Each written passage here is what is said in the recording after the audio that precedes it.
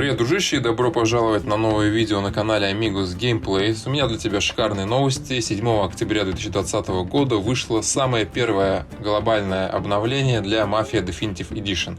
Это первое обновление с момента выхода. В Steam оно занимает 1 гигабайт, так что мы можем надеяться на то, что с этим обновлением появятся интересные изменения и фичи. Если вкратце, то мы сможем настраивать параметры интерфейса, скорее всего, убирать миникарту, убирать линии маршрута и так далее. Обязательно это попробуем. Затем, не менее интересный режим нуар, то есть можно почувствовать себя настоящим гангстером и включить черно-белый режим. И то, что больше всего меня заинтриговало, это изменения в режиме прогулки. В зависимости от транспорта и выбранного маршрута вы сможете обнаружить несколько новых особенностей игрового процесса, каких вам предстоит узнать самим. Надеемся, что поездка по Lost Heaven пройдет гладко. Честно, я не знаю, что именно ожидать от разработчиков, но если вспомнить те фичи, которых изначально не доставало в Mafia Definitive Edition, но которые были в оригинальной Mafia в режиме прогулки, то я могу предположить, что появится, к примеру, транспорт общественный и возможность на нем ездить. Сейчас у нас метро и трамваи закрыты, возможно, мы их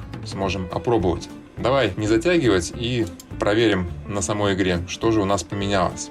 Залетаем в прогулку. Будем изучать новые фичули в нуар стиле. Будем настоящими гэнгста своего времени. Ох, как тебе, кстати, графическое оформление черно-белое? По мне так, не знаю, по крайней мере, очень непривычно. Картинка сразу более плоской выглядит. Но необычно. Возможно, стоит покататься подольше и просто к этому делу привыкнуть.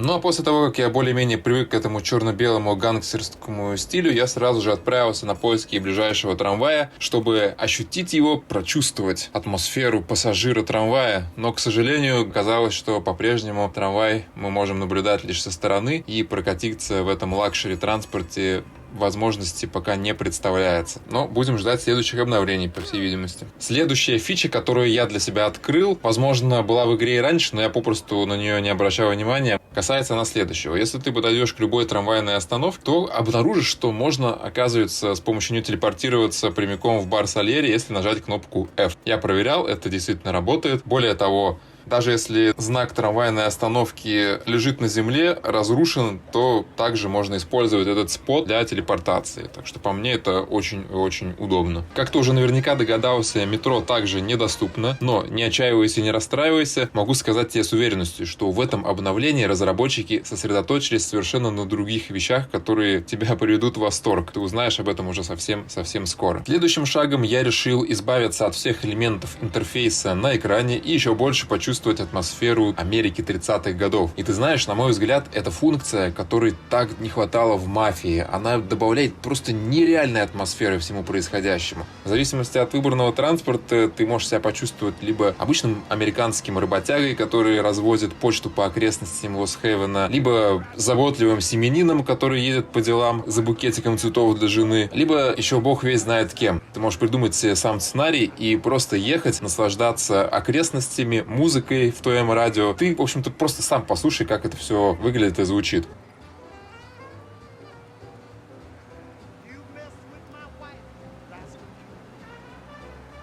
Но есть и недоработки в этом режиме. Если у тебя ХП меньше 100, то полоска ХП будет отображаться в левом нижнем углу и будет портить все ощущение. Поэтому, возможно, в будущем исправят, но пока что имеем то, что имеем. Не врезайся, не теряй жизни своей, и будет тебе режим полный без интерфейса. Отдельно хочу отметить, что сочетание привычной нам цветовой гаммы и ночного времени суток дает просто потрясающий кинематографический эффект. Ты посмотри на это сам.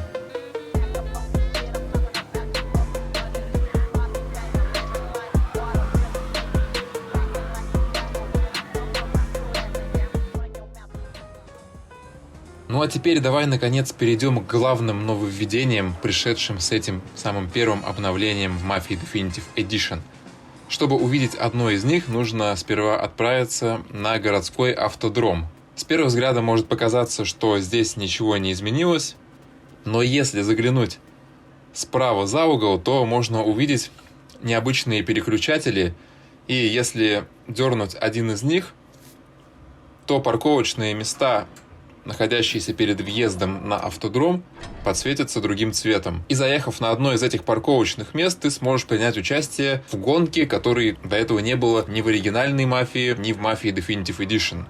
Самое интересное, что парковочные места символизируют собой количество кругов, соответствующих количеству шин напротив. 3, 5 и 10. И гонку можно проходить абсолютно на любой машине. Это просто вынос мозга. Поскольку я приехал на самую первую гонку на такси, то все мои соперники были таксисты на точно такой же машине, как и у меня. И я тебе хочу сказать, что участвовать в этой гонке ничуть не легче, чем в гонке по сюжетной линии, потому что я прохожу на классическом уровне сложности, к тому же все машины одинаковые, соответственно, все они имеют одинаковые показатели, и догнать соперников зачастую бывает очень сложно, поскольку боты едут по, можно сказать, идеальной траектории, их какого-то черта не заносит на поворотах, хотя меня заносит постоянно. И в итоге выиграть первую гонку на такси мне не удалось. После этого я решил попробовать удачу на другой тачке, побыстрее, поманевреннее, как мне показалось. И это оказалось еще сложнее, чем гонка на такси, потому что тачки быстрее, соответственно, боты едут еще быстрее, их также не заносят, хотя меня заносит абсолютно на каждом повороте, ты можешь видеть это на видео.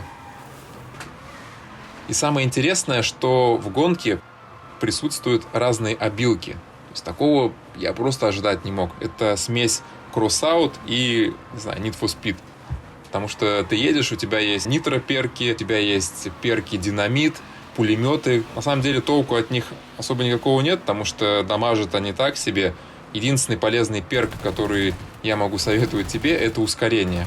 В итоге, еще одна вещь, которую я для себя отметил: 3 круга действительно мало, чтобы иметь шансы выиграть эту гонку. Единственный раз, когда я смог приблизиться к первой позиции, был на гонке, состоящей из 5 кругов. Но что бы ты мог подумать? Я ехал первый, и у меня кончается бенз. Оказавшись в такой ситуации, я просто не знал, что делать. Когда у меня остановилась тачка, я вырубил микрофон и так проорался. No, God! No, God, please, no! No! No! No! Так что имей в виду, если ты хочешь участвовать в этой безумной экстремальной гонке, заправь машину. Но режим сам по себе заслуживает внимания однозначно. Можно ехать на мотоцикле, на грузовике, на скорой помощи, на чем угодно. Выбор за тобой. И теперь, наконец, перейдем к самому последнему и не менее интересному нововведению, которое пришло к нам с обновлением Mafia Definitive Edition. И когда я ездил на такси, поехал в сторону бара Сальери и неожиданно услышал, как прохожий случайно крикнул мне: «Эй, шофер!». Я остановился и, к своему удивлению, обнаружил, что при нажатии на кнопку F я могу посадить его в машину и активировать тем самым миссию таксиста. Это то, о чем просили многие пользователи с самого момента выхода ремастера первой «Мафии». Скажу тебе сразу, что пройти миссию также непросто. Тебе дают время впритык, и если ты часто врезаешься или тебя тормозят копы, то выиграть довольно сложно. Более того, в самой первой попытке, как только я словил копов, миссия тут же закончилась. Дамочка, которую я подвозил, решила сразу же слиться, и на этом все. После этого я взял еще несколько пассажиров, но не успел по таймингам, и только 3-я или 4-я попытка принесла мне успех. Я забрал очередного пассажира, отвез его вовремя.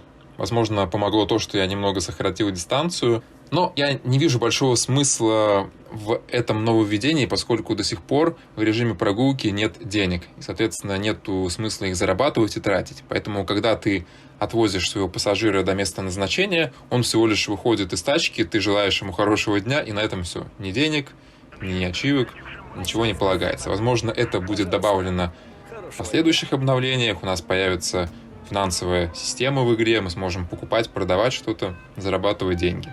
Обновление мне более чем понравилось. Надеюсь, что тебе тоже. Спасибо тебе за просмотр. Обязательно подпишись на канал, поставь лайк, если ты еще этого не сделал. С тобой был Амигос. До скорых встреч. Пока. Ты мужик крупный, но если сунешься ближе, я тебя урою.